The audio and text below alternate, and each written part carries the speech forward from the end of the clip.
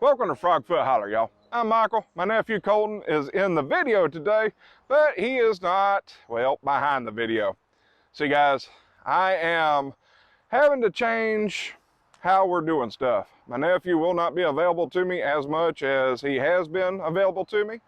And well, that means I have to learn how to do the videos myself, all by myself. So right now I'm holding up this tree. Yep.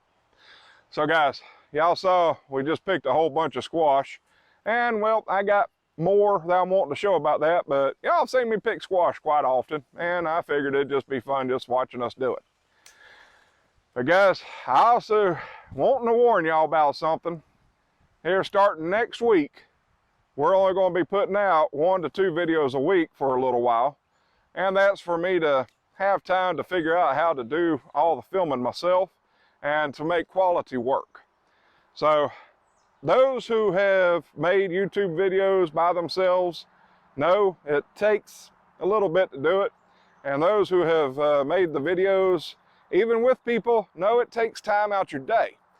So guys, I have been neglecting some stuff around here on the property and trying to get videos out every day.